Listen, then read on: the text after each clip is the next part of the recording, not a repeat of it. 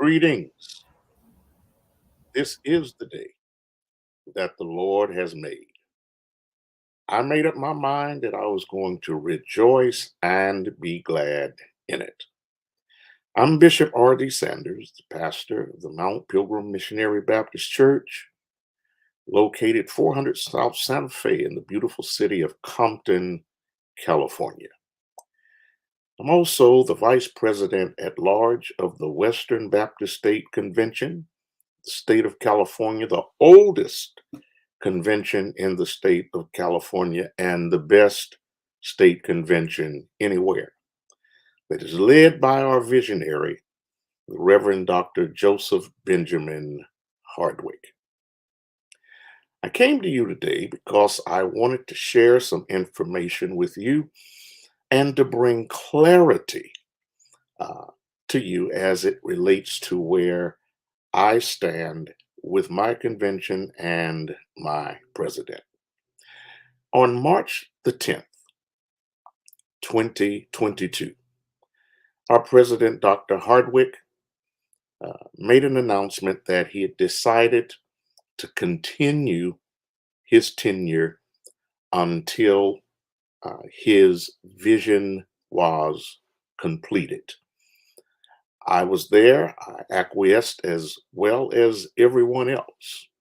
And I just need you all to know, I need everyone to know that I, Bishop Richard D. Sanders, I stand with our president and I support his decision to continue his tenure as president of our great convention. I've served Dr. Hardwick for 26 years as his vice president at large. It has been done with consistency, transparency, and integrity. And any connection with me and the position or title of president of our convention has come either by President Hardwick's request or recommendation. In March of 2018, our president expressed his desire to step down, but he also requested and recommended that our convention would embrace a succession plan that included them accepting me as their next president and three other pastors as the vice presidents. And as per usual, our convention accepted the recommendation of our president.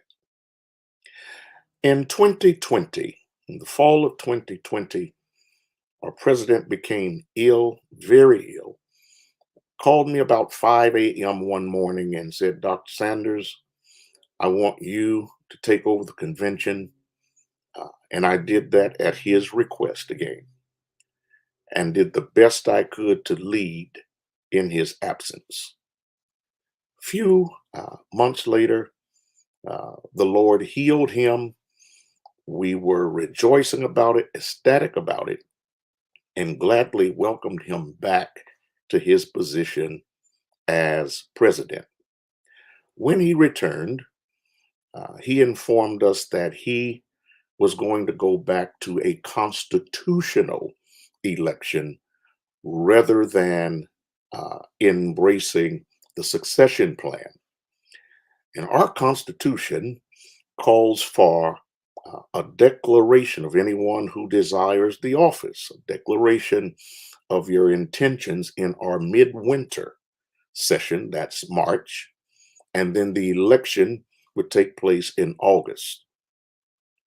At the advice and urging of the president and the acceptance of our convention, I made my declaration, and it was open to anyone else to make theirs.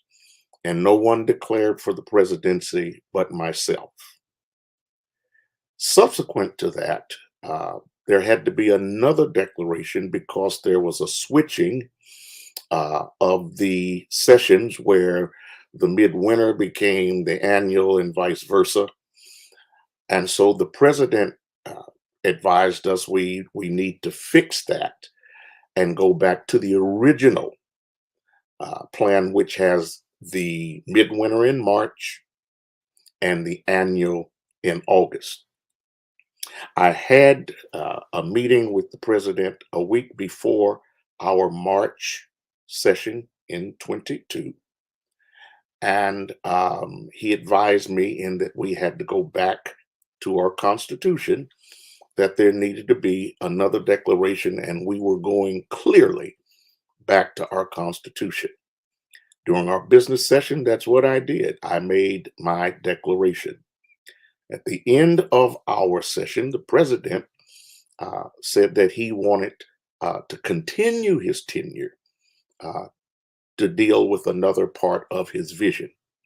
Uh, no one refused. There were nothing but, amen, Mr. President.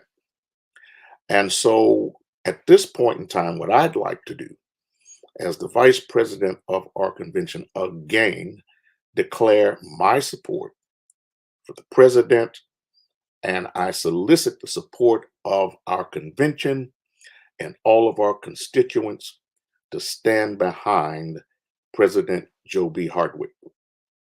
As I've said to my church for 40 years now, an understanding is better than collard greens. And that's why I have come before you today, so that we all have a good understanding. God bless you. God keep you is our prayer.